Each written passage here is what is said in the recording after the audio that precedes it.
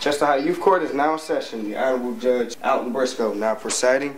Case number 10-004, the case of... I'm Gregg Volz, and I'm a Stoneleaf Fellow. I began working on youth courts about 10 or 11 years ago. Youth courts probably got started in the early 1970s.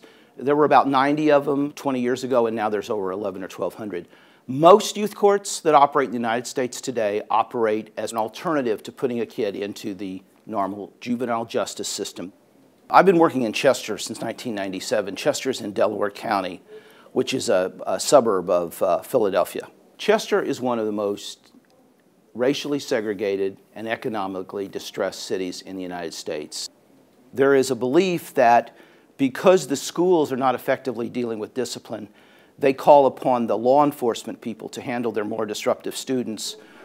Students get expelled, they get suspended, they're thrown on the streets, and eventually many of them, not all, but many of them end up in prison. So we have a school-to-prison pipeline.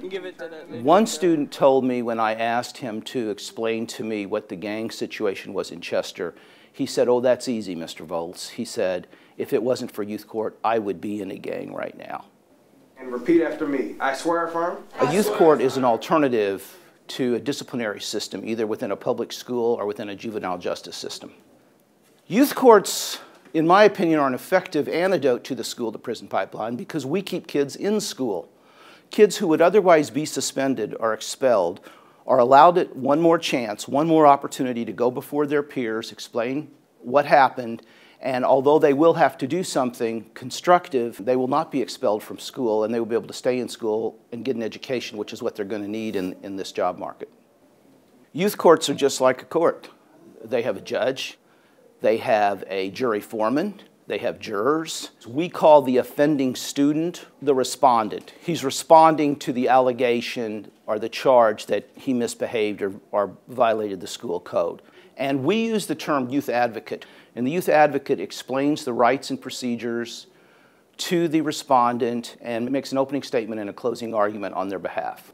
Dispositions include letters of apology, essays, community service, and helping a teacher after school. Every student who comes through the Chester High School Youth Court is sentenced to themselves being trained in youth court and serving in a jury themselves. Nationally, 25% of all youth court respondents decide they want to join a youth court after they complete their sentence. As good as the youth court might be for the respondent, what was really exciting to me and the growth that we really were seeing was in the students who were running the youth court. They learned to think on their feet. They learned to ask probing questions. They need to follow complex fact patterns. They deliberate in a body. They have to deal with conflict. They have to form consensus on a disposition. It's a unique program in America where the people who are running the program are benefiting as much or maybe more than the people who are being serviced by that program. I think they work because they do something that, in my opinion, we don't do real well in this country right now. We don't listen to our kids. They give students a voice. The students in Chester High School literally own their youth court. And because they own it, it's something they control and they're listened to, and that gets them excited about wanting to invest their time in it. As a Stoneleaf Fellow, I'm allowed to work full-time on the youth court issue to develop and expand youth courts in the city of Chester and also to develop a statewide movement to expand youth courts throughout Pennsylvania.